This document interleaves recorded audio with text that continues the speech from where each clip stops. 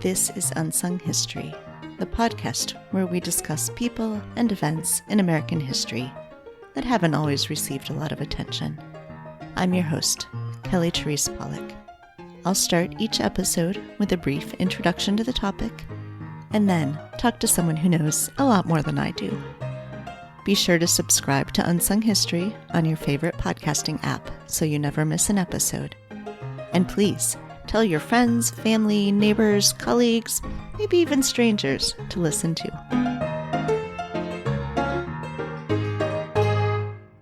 On this episode, we're discussing W.E.B. Du Bois and his attempts to make sense of World War I and the participation of Black soldiers in the war. William Edward Burghardt Du Bois was born on February 23, 1868, in Great Barrington, Massachusetts. After his father deserted the family, Du Bois was raised by his mother, Mary Sylvina, whose family was part of the small, free Black population of the town. After graduating from high school, Du Bois attended historically Black Fisk University in Nashville from 1885 to 1888, where he first experienced Southern racism. After graduating from Fisk, Du Bois studied for another undergraduate degree at Harvard University, graduating with a B.A. cum laude in 1890, followed by a Master of Arts in 1891 and a Ph.D. in history in 1895, making Du Bois the first Black person to earn a Ph.D. at Harvard, with a dissertation entitled The Suppression of the African Slave Trade to the United States of America, 1638 to 1870. Starting in 1897, Du Bois was a professor at Atlanta University, where he wrote prolifically, including his widely influential 1903 publication, The Souls of Black Folks. In 1905, Du Bois led the creation of the Niagara Movement, in opposition to the accommodationist stance of Booker T. Washington. The Niagara Movement's Declaration of Principles stated, quote, "We refuse to allow the impression to remain that the Negro American assents to inferiority, is submissive under oppression, and apologetic before insults.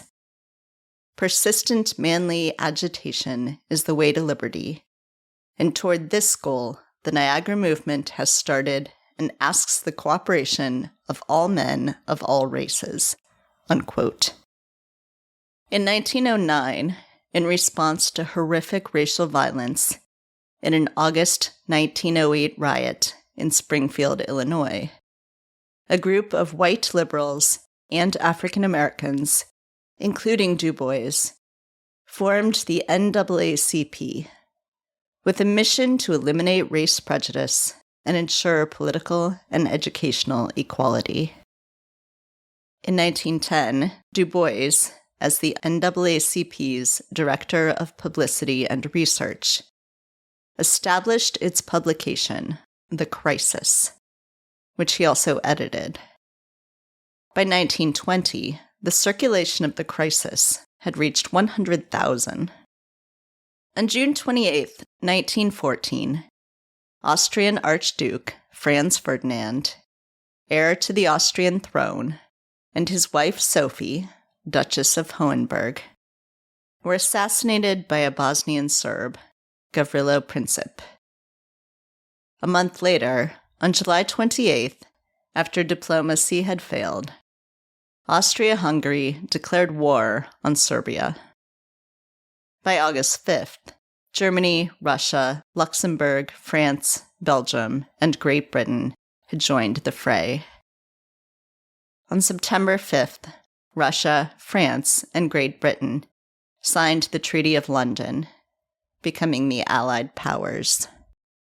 In May 1915, while the United States tried to avoid entering the war, Du Bois, who had spent time studying in Germany while in graduate school, wrote a piece for The Atlantic called The African Roots of War, in which he argued, quote, "The present world war is then the result of jealousies engendered by the recent rise of armed national associations of labor and capital, whose aim is the exploitation of the wealth of the world, mainly outside the European circle of nations." Unquote. In 1916, Democratic President Woodrow Wilson ran for re-election against the Republican candidate, former Associate Justice of the Supreme Court, Charles Evans Hughes, with Wilson's campaign touting the slogan, quote, "He kept us out of war," unquote.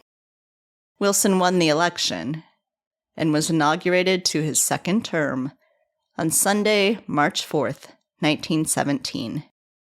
By April 6th, 1917, Congress had declared war on the German Empire after Germany's repeated attacks on American passenger and merchant ships. During the course of the war, over 350,000 African American soldiers joined the effort. But the U.S. armed forces remained segregated. Civil rights groups fought the segregation to no avail. In Iowa, African Americans trained at Fort Des Moines, with more than 600 of them commissioned as captains and lieutenants in October 1917. Echoing Frederick Douglass's call during the Civil War for Black men to, quote, "rise up in the dignity of our manhood and show by our own right arms that we are worthy to be free men," unquote, some civil rights activists encouraged Black men to fight in the Great War as a vehicle for gaining respect and equality. Despite his usually pacifist stance, Du Bois was swept up in the same hope, writing, controversially, in the 1918 edition of The Crisis, quote, "We of the colored races have no ordinary interest in the outcome. That which the German power represents today spells death to the aspirations of Negroes and all darker races for equality, freedom, and democracy. Let us not hesitate. Let us, while this war lasts, forget our special grievances and close our ranks shoulder to shoulder with our own white fellow citizens and the allied nations that are fighting for democracy. We make no ordinary sacrifice, but we make it gladly and willingly with our eyes lifted to the hills," unquote.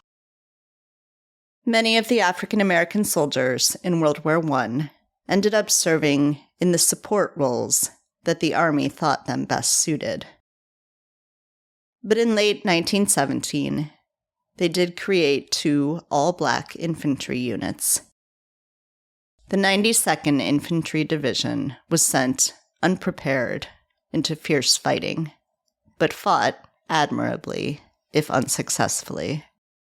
The 93rd Infantry Division, which fought as part of France's Fourth Army, produced 2 Medal of Honor recipients, 75 Distinguished Service Crosses, and 527 Croix de Guerre medals.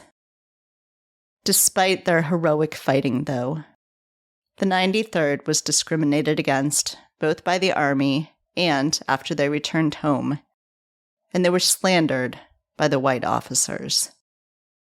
In December 1918, Du Bois, with the backing of the NAACP, left for France for 3 months to gather the stories of the Black soldiers.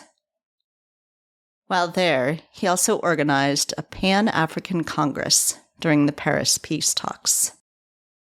After returning to the United States, Du Bois asked veterans to send him any materials they had that he could use to tell the story of the Black soldiers.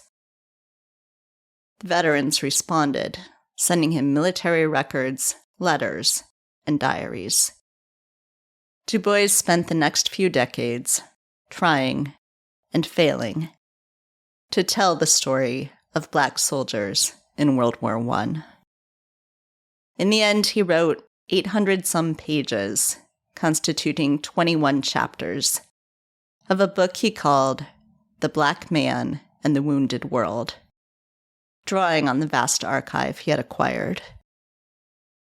Over time, Du Bois realized his mistake in publishing close ranks.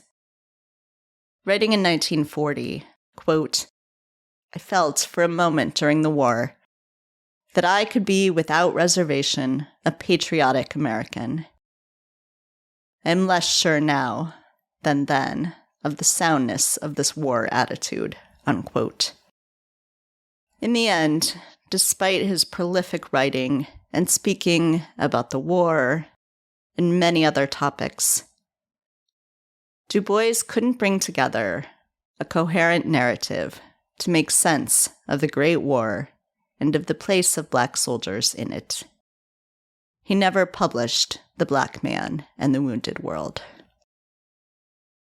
On August 27th, 1963, at the age of 95, and as the author of 21 published books, W.E.B. Du Bois died in Ghana, where he had lived for the last few years of his life as a citizen of that country, and where he is now buried.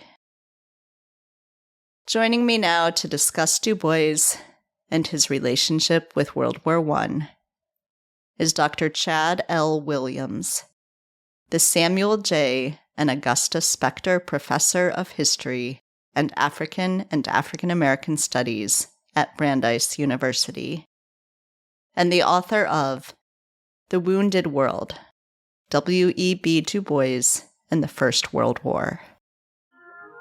Hello, Mary. Hello, dearie. Yes, yes, this is me. Just landed at the pier and found the telephone. We've been parted for a year. Thank God at last I'm home. Haven't time to talk a lot, so I'm feeling mighty gay. Little sweet forget-me-not, I've only time to say, all of no man's land is ours, dear.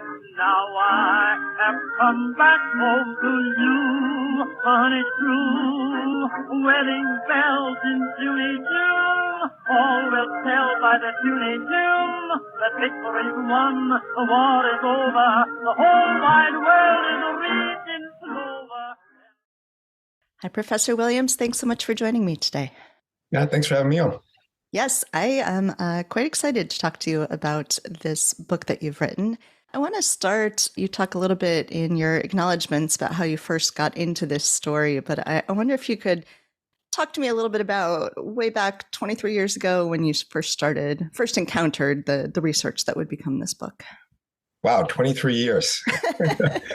So I remember it very vividly. I was doing research for my dissertation, which would become my first book, Torchbearers of Democracy, and it was at the University of Massachusetts Amherst, looking at the papers of W.B. Du Bois, which are archived there. And I'd seen a reference in the finding aid to Du Bois' World War I materials. Didn't know what it was. There was no description. So I quite honestly didn't expect much. I go to the library, and the archivist gives me 6 microfilm reels. So at this point, I'm really excited and really intrigued.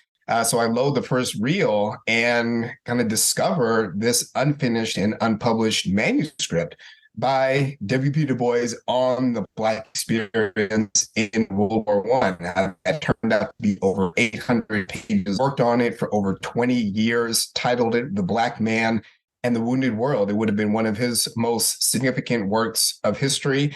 And it was never completed. And to my astonishment, no other historian had talked about it. So really from that moment, I was, dare I say, obsessed with telling this story, with learning more about this remarkable book that he spent so much time working on. but also trying to understand Du Bois's relationship to World War I, why it mattered to him, and ultimately why World War I mattered to the broader struggle for Black freedom and democracy in the 20th century. So your first book was about, as you mentioned, Black soldiers in World War I. Could you talk a little bit about what that experience was like for Black soldiers? What did that look like during World War I? So approximately 380,000 African-American soldiers served in the United States Army in the First World War. The Army was completely segregated. 200,000 Black soldiers served overseas in France. The vast majority of Black troops served as laborers in the services of supply, doing all the ugly, unglamorous work of the war, loading and unloading ships, digging ditches, laying railroad tracks, burying dead bodies. That was how the military envisioned kind of the quote unquote natural role or natural place of Black men in the Army. But there were two Black combat divisions, and there were also Black officers as well.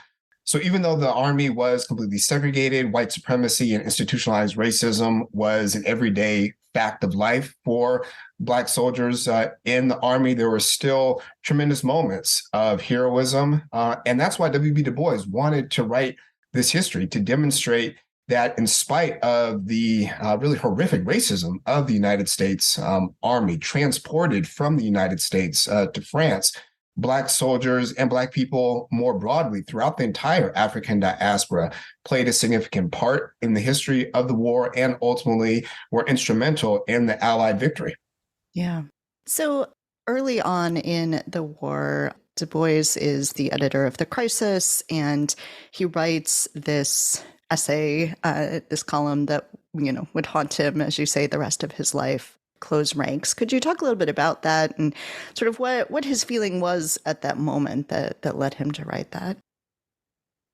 Yeah, I think first, to take a little step back, it's important to really understand why Du Bois supported the First World War in the first place. Du Bois was a pacifist, at least in theory. He was against war, but he saw the war as an opportunity for African Americans to stake claim to their citizenship as American citizens, but also expand democracy on a national scale and on a global scale throughout the entire African diaspora as well.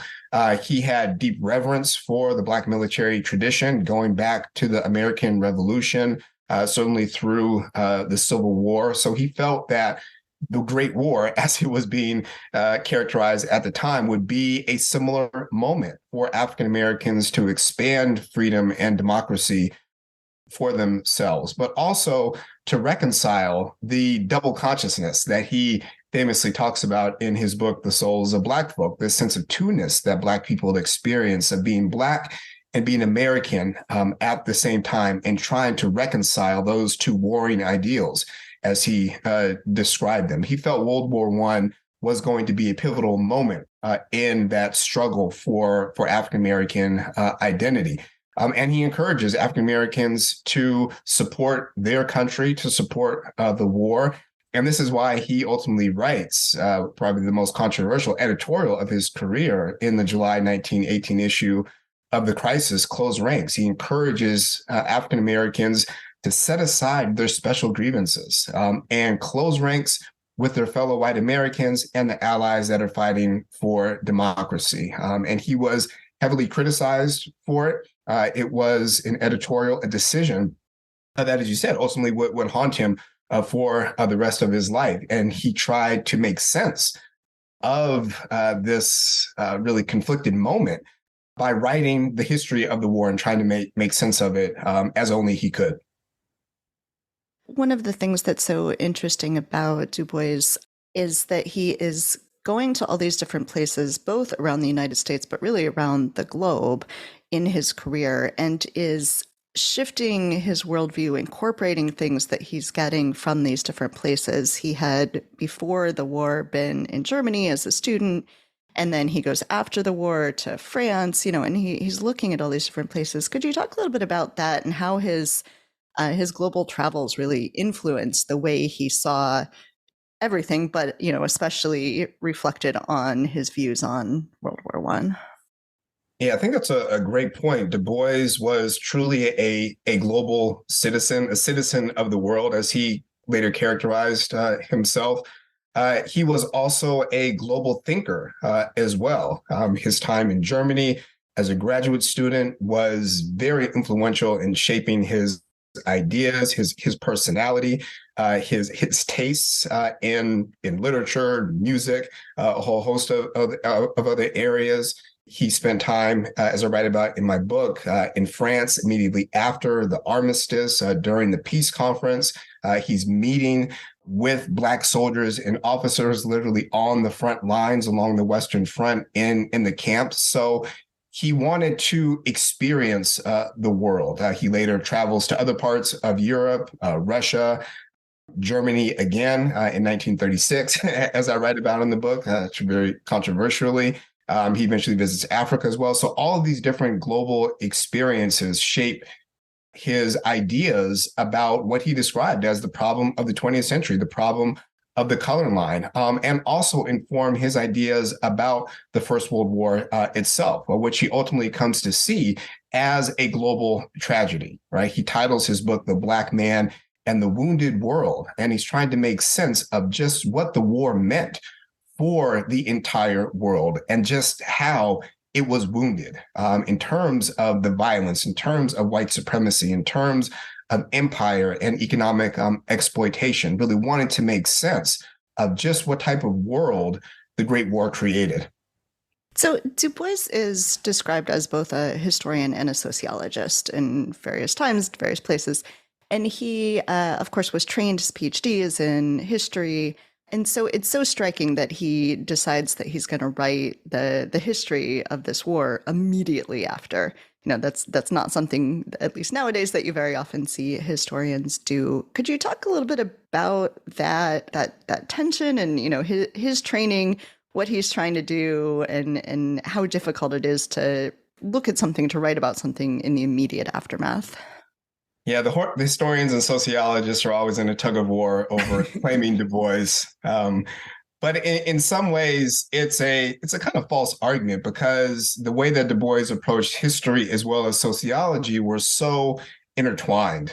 He really viewed the two as interconnected and shaped his approach to both sociology and history. So he didn't really make that clear distinction. It was really reflective of the moment in which he was trained, in which history was approached as a social science and kind of the rigorous collection and articulation of factual evidence. So this is what he initially envisioned in writing the history of Black people in the war. In some ways, when he goes to France immediately after the armistice, he's conducting sociological fieldwork, kind of ethnographic research, if you will, and talking directly with Black soldiers and veterans and getting their stories, collecting their documents, which he continues to do once he returns back to the United States. But without question, he faced an incredible challenge about writing about a subject matter that was still very much the present and that he was very much a part of. Du Bois was not able, as I argue in my book, to have the type of historical distance that he did from other subject matters that he wrote about, like the Civil War and Reconstruction era, that he did with the First World War. And ultimately, as I argue, that close proximity to the history of the war and his very close personal and conflicted relationships to it prevented him from being able to complete his massive book. And the personal relationships with the veterans of the war seems to also be so, causes him a lot of guilt along the way as he's not able to finish this book. Could you talk a little bit about that, about his connections? The soldiers really entrusted him with a lot of their stories, their information, their documentation from the war. Yeah, when I initially started writing the book, I really wanted to make the story about them because they were so committed, so invested in trying to tell their story and using Du Bois as the vehicle to tell their story. But ultimately, the story is about Du Bois and his relationship with many of these men who he formed very close personal bonds to. one of whom, Adam Patterson, who I talk about extensively in the book, was initially going to be one of his co-authors. And they believed that Du Bois was the ideal person to write the history of the war and to tell their story accurately and without any sugarcoating as well. And Du Bois internalized that. He took that obligation very seriously. And ultimately, that's one of the many tragedies of the story that I tell, that Du Bois was not able to finish the book and was also very selfish, very egotistical in holding on to the materials, refusing to return them, believing that they were best suited in his hands. And ultimately, their history would be left for someone else to tell. And that's hopefully what I try and do in my book. Yeah. Yeah. So you were just talking about that he's selfish in a way in several moments in telling or trying to write this book. You talk a little bit at the end about how easy it is with Du Bois to slip into hagiography. And so I wonder if you could talk a little bit about that, about the difficulty of taking this such an important, amazing figure and writing about essentially his biggest failure. Yeah, I was very hesitant to be perfectly honest with you. Du Bois is such a monumental figure, such a revered figure in Black studies in particular. And it was a daunting endeavor to take on. But I felt a sense of obligation to the story, but also to understand Du Bois in all of his complexity. Certainly, we should revere him for his genius, for all of his contributions that he made, but also keeping in sight his fundamental humanity and using his really long, complicated relationship with the history of the First World War and ultimately his failed book was an opportunity to explore Du Bois in all of his genius as well as in all of his flaws, and to think about him in terms of failure, right? That's something that we really do not associate with Du Bois in any way, shape, or form. But I found that to be incredibly generative, and to think about the ways in which Du Bois reckoned with failure, the failure of World War I itself, his failure to complete his book, but ultimately how that failure shaped him, allowed him to evolve, and radicalized him in many ways, right? How he goes from supporting World War I and encouraging Black people to close ranks in 1918.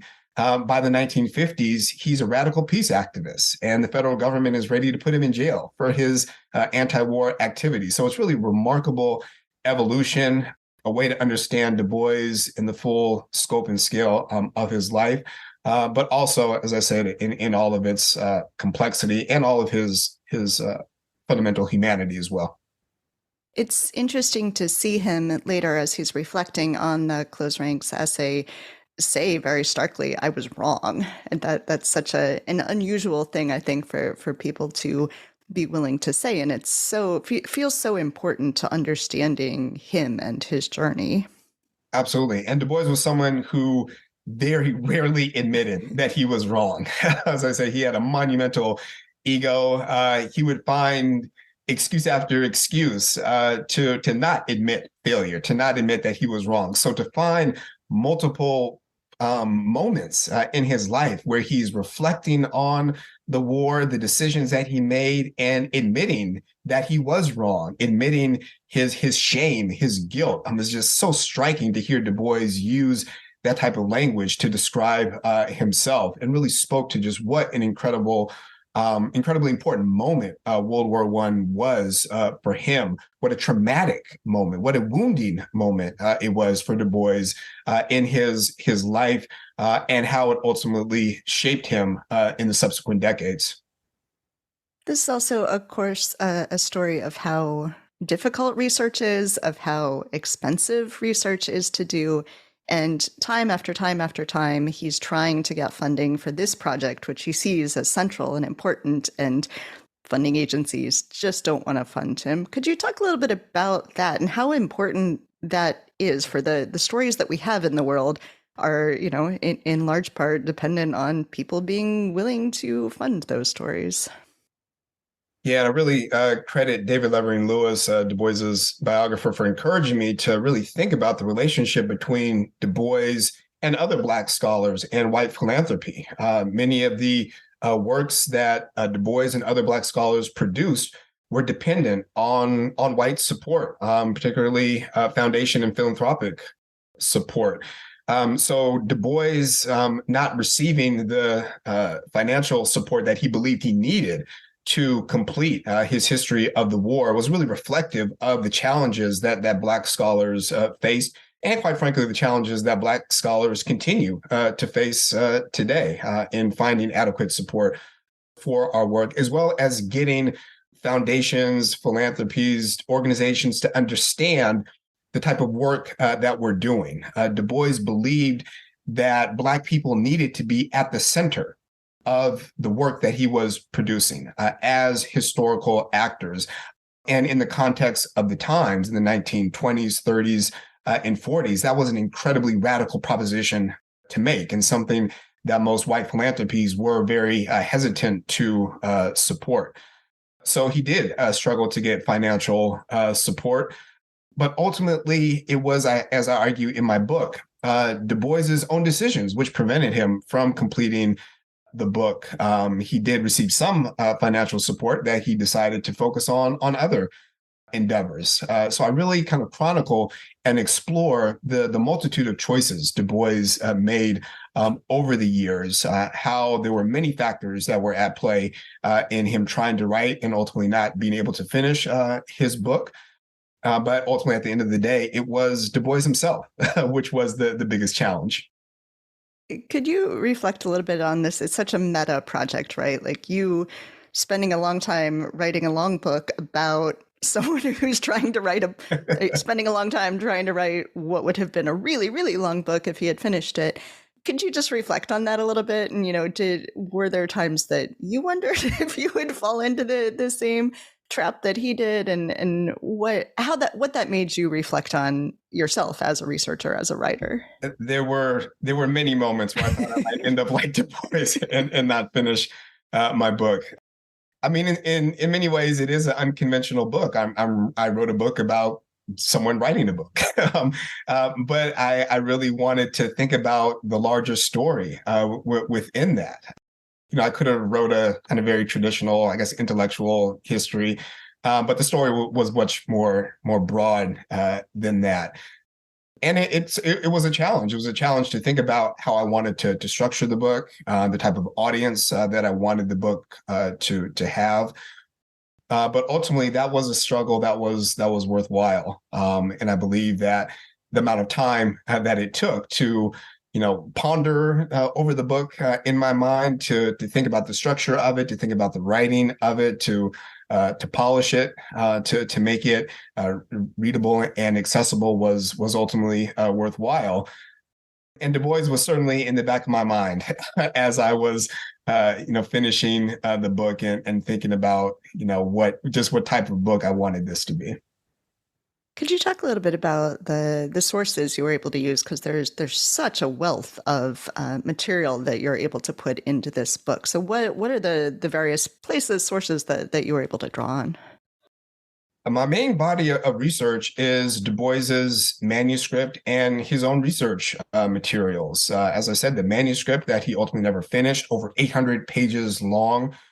Just an incredible document. Some of the chapters complete, some incomplete, but just rich with information and insight about Du Bois and all the research materials that he collected over the years, military documents, diaries, letters from soldiers, photographs. It's just really an unrivaled archive, which is physically located at Fisk University in their library special collections department. I also made use of the W.B. Du Bois papers at the University of Massachusetts Amherst, which are very conveniently digitized now, which made my research much easier. Also looking at a number of other documents related to the Black experience in the war. So I wanted to first and foremost make full use of Du Bois's own materials to really center his voice as well, but then to supplement that with other archival materials, both primary and secondary sources. Well, there's a lot more we could go into, but I want people to read this book. So can you tell people how they can get a copy of the book? The book should be available at your local bookstore or wherever books are sold, obviously online, Amazon. Please encourage you to support your local independent bookstore. Bookshop.org. So it's available wherever books are sold. And it's an incredible read. I really enjoyed it. And I feel like I got such a more complete picture of Du Bois. So I really appreciated that. Is there anything else you wanted to make sure we talk about? I think this is such a important story in terms of our understanding of Du Bois, but also understanding and reckoning with just the meaning of race and democracy today, the way the legacies of the war continue to resonate today, how many of the same struggles that Du Bois was engaged in and committed to addressing in his life are still with us today. And I believe this story and my book really allows us to think about the wounded world and what type of world the war created and the type of world that we are still living in today. Yeah, I think it's there's been a theme of several episodes that I've done of, Frederick Douglass telling Black soldiers in Civil War, you should fight and then you'll be seen as, full citizens of the country. Then, again in World War I, and seeing this, it's really a somewhat disappointing picture of what the country is now, that we're, still fighting so many of the same fights, still struggling in so many of the same ways. Right. And that tension over loyalty and patriotism and citizenship is still very much an issue today. What does it mean for Black people and Black soldiers in particular to fight for their country, to support a country that doesn't always support you, to be loyal to a country that is not always loyal to you, that does not respect your citizenship and oftentimes your very humanity. Those are issues that Black people are still wrestling with. Yeah. Professor Williams, thank you so much for speaking with me. It's a tremendous book, and I'm really thrilled to have been able to speak with you about it. All right. Thank you very much. Hand in hand, we'll go through life, yeah. Just think how happy we will be. We're free. We'll pick a bungalow among the fragrant boughs and spend a honeymoon with the blooming flowers. All of no man's land is ours. Thanks for listening to Unsung History. Please subscribe to Unsung History on your favorite podcasting app. You can find the sources used for this episode and a full episode transcript at unsunghistorypodcast.com. To the best of our knowledge, all audio and images used by Unsung History are in the public domain or are used with permission. You can find us on Twitter or Instagram at unsung__history or on Facebook at Unsung History Podcast. To contact us with questions, corrections, praise, or episode suggestions, please email kelly@unsunghistorypodcast.com. If you enjoyed this podcast, please rate, review, and tell everyone you know. Bye! MSW